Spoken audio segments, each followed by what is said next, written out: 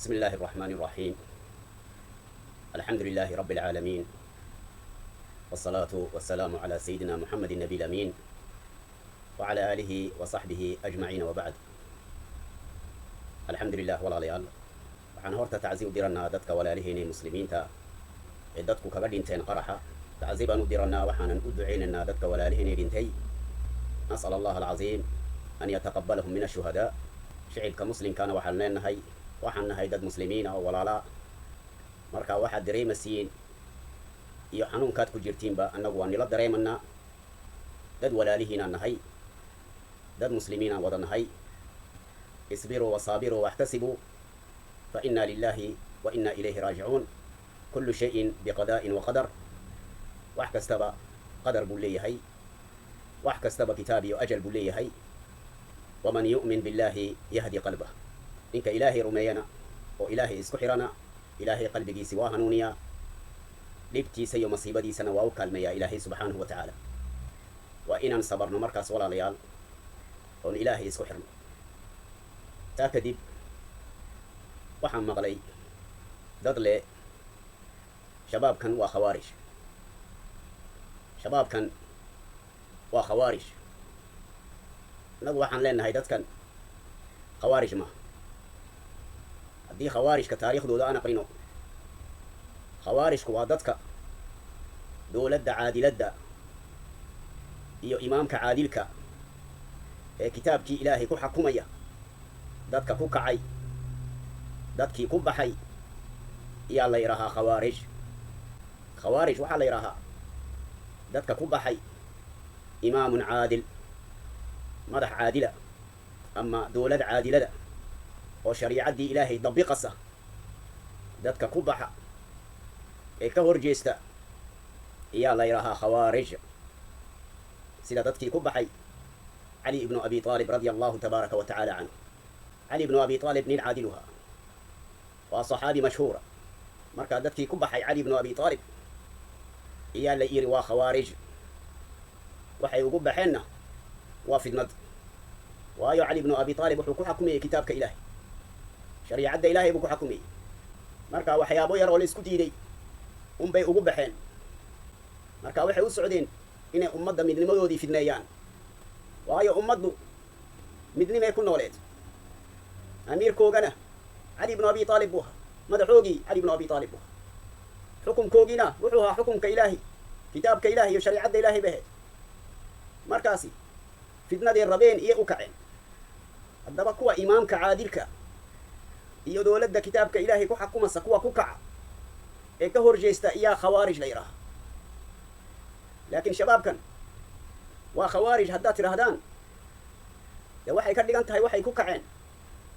ama ay ku jeesteen dowlad caadiladoo kitaabka ilaahay ku xakumasa. annaguna ma arkano dowlad caadilada, dowlad caadiladoo kitaabka ilaahay wax ku xakumasa oo ummadda midaynasa ma arkan. dowladaheeni islaamka xukumkoogu waa xukmu taaquut, qawaaniinta gaalada iyo shariicadaha gaalada iyo ummadaheeni islaamka ku xakumaan. shariicadda ilaahay laguma xakumo. markaasi haddii la yidhaaho kuwaas waa khawaarij, dee waxay ka dhigan tahay dowladday ku baxeen iyaa dowlad caadilada oo kitaabkii ilaahay ku xakumas. taana dee ma jirto. marka kuwan waa khawaarij ha oranine, waxaad tidhahdiin waa wahaabiyo, waa wahaabiinda, waa dadka qaatay fikradda moxamed ibnu cabdilwahaab. marka wahaabiyiintu waa dad doonaya dhiiga muslimka inay ilaahay jannadiisa ku helaan. waa waxaa adoo tukanaya way ku qarxinayaan. salaadaadan uma arkayaanba salaad saxa, shahaadadaada uma arkayaan shahaadad saxa. marka fikraddaasi weeyaan shabaabkan wuxuu watee. khawaarij maaha shabaabka. magaca wahaabiinta sheega, ruuntuna waa sida. waa fikradihii moxamed ibnu cabdilwahaab, ninkii ummadaha islaamka burburiyey ee baabiiyey ee gacanta mariyey magaca tawxiidka iyo ummaddii ku xasuuqay. waa fikraddaa weya. markaa shabaabkan waa wahaabiyo ee khawaarij maaha. ta labaad waxaa weeya, anu ummadda islaamka ee soomaaliyeed waxaan ugu yeeraya, walaalayaal, haddii dowlad la sheego dowladdu waa inniga. innigu waa inaad midowdaan, waa inaad gacan mida noqotaan. waa inaad qabyaaladii qurun iyo fidnad aad ka baxdaan innigu haddaad midowdaan nabaddiina innigaa gacantiina ku haya iimaankiina iyo amaankiina gacantiinay ku jirta dadkan zaalimiinta ee kuraasida ku fadhiya ha ka sugina inay amaankiina sugaan ha ka sugina inay fidnadda naga ilaaliyaan ha ka sugina inay wax nii qabtaan innamaa inagu isku gargaara waxaa la dilayo waa inniga waxaa la dilayo o la qarxinayo waa inniga waxaa lagu dul fadhiyona waa inniga waxaa la fidnaynayona waa inniga markaa walaalayaa fidnaddu gudaha weeyaan dibadda maaha shabaab la garanayn xalku ka soo galay la garanayn goortuu wax dhigay dee macirku ka soo dhaadhacay macirka iyuu ka soo dhaadhacay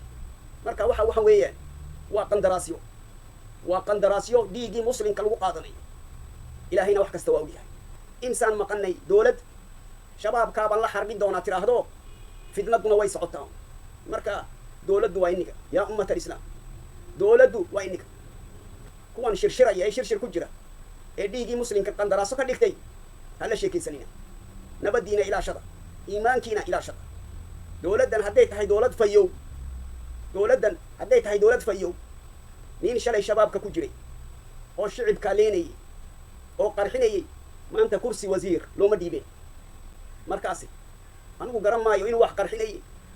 iyo goortuu shabaabka ku jiray garan maaye laakiin hadduu shabaabka ku jiray siday dadku sheegayaan hadduu shalay ummadda islaamka qarxinayay maanta inaa wasiir laga dhigo waa fidnad nin shalay ummadda islaamka dhiigooga daadinayay sidee maanta loogu aaminayaa diintooda kursiga islaamka iyo shu'uuntii muslimiinta ka shaqaynaya maa loo waayey qof gacantiisu nadiif tahay maa loo waayey nin la garanaya inuu shalay ummadda qarxinayay sidee loogu dhiibi karaa wasaarat alawqaaf washu'uun alislaamiya diinta islaamku ma diin dhagaraysan ba sidee loo aamini karaa maxaa laga garanaya inuu maantana si qarsoon inuu shabaabkaas la shaqaynayo allahu yaclam markaas yaa og ilaahay unbaa og marka waxaa masiiba dadka shabaabka laga qabto ciyaalka yaryar ee shabaabka laga qabto waa la dilaa waxaa lagu xukumaa dil toogashaa marka rasaas baa lagu dilaa soo maha kuwaa la dilayo iyo kan kursiga loo dhiibay maxay kala yihiin hadday run tahay inuu shalay shabaabka ku jiray oo ummadda uu qarxinayay dee isaga iyo kan maanta la rasaaseynayo maxay kala yihiin waa isku dambiye maxaa kaa loo rasaasin waayo dil xukuma maxaa kaa loogu xukumi waayo xukumku ma kan unba ma kan yaray shabaabkaabaa xukumku dee hadduu shabaabka ku jiray kaana ha lagu xukumo xukumka ilaahay dadku way u siman yihiin xukumka ilaahay nabigu calayhi salaatu wassalaam xadiis saxiixuu ku sheegay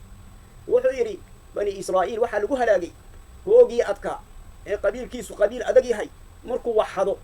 lama xakumi jirin xukumka ilaahay laguma xakumi jirin gacan lama goon jirin soo maad garan laakiin koogii daciifkaa markuu wax hado cudur ba lagama yeelayo waa la goon jiray waayo waa daciif markuu daciifku xadona gacantay goonayaan markuu kii adkaana xado cudurdaar yaa loo doondooniyey iyo sabab iyaa loo doondooniyey sidaa looga badbaadiyo xukumka ilaahay sababtaas iyuu ilaahay ku halaagay bani israa'iil markaasi kuwan la tooganayo iyo kan kursiga la siinayo hadday isku dambi yihiin maxay u noqon waayeen xukum keliya xukumka dilka maxay u wada yeelan waayeen isaguba ummad buu laayay soo maha dee kuwan sidaa loo dilayo kaana inaa la dilo wayaan cadaaladu markaasi waa wax cajiiba qofku waan toobad keenay hadduu idhaaho dembigiisa ma inuu ku qolsaa mise waa inuu ku ooyo qofka toobaddiisu run ay tahay dembigiisii hore uu samayn jiray maa ku qolsaa mise uu ku ooyaa uu ku canaantaa naftiisii dee waa iniga arkaya shalay inuu qolsayey hebelow amiirkaygaad ahayd markuu yidhi kax way qolsayeen waxaasi ma wax lagu qolsaa nin toobad keenay qosolkaasi inaa laga arkaa qosolkaa maxaa la yidhahaa qosolkaasi maxaa la yidhahaa waa wax cajiiba markaa qofku dembigiisa waa inuu ooyo ta labaad waa inuu ilaahay istikfaarkiisa iyo toobaddiisa badiyo ta saddexaad waa inuu caziimo qaato inuunan haddeed ku noqon dembiga ta afaraad hadduu dadkaasi wax u geystay dadkuu shalay wax u geystay waa inuu raalli geliyo shalay naf buu dilayay maaha maanta naf ha nooleeyo ilaa man taaba wa aamana wa camila saalixan ma oran ilaahay toobaddu wixii xumaan aad samaysay waa inaad wanaag ka daba xigsiisid waa inaad wanaag ka daba keentid dee shalay haddaad dad dilaysay maanta dad noole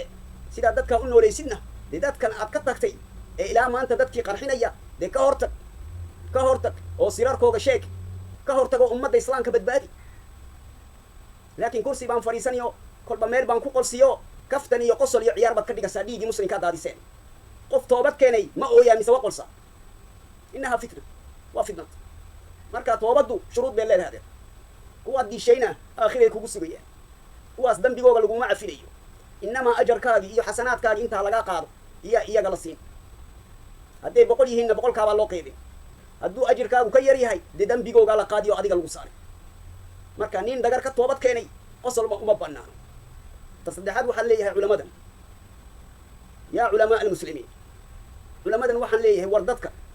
dadkan shicibkee maskiinkee muslimka dhibta qabsata inigaa ka mas-uula culamadu waxay u dhexeeyaan shicibka iyo dowladda culamadu waxay u dhexeeyaan shicibka iyo dowladda shicibkana way u nasiixeeyaan dowladdana way u nasiixeeyaan culamaa uddiin marka la yidhaaho waa dhexdhexeeye waxay u dhexeeyaan shicibka iyo dowladda culamaduna shaqadeeda ha qabsato masjid wax laga sheego looma baahnee adeer meedaanka waa inaa loo dhaadhaca meedaanka u dhaadhaca ka baxa masaajidda meeluhu qaraxu ku dhacay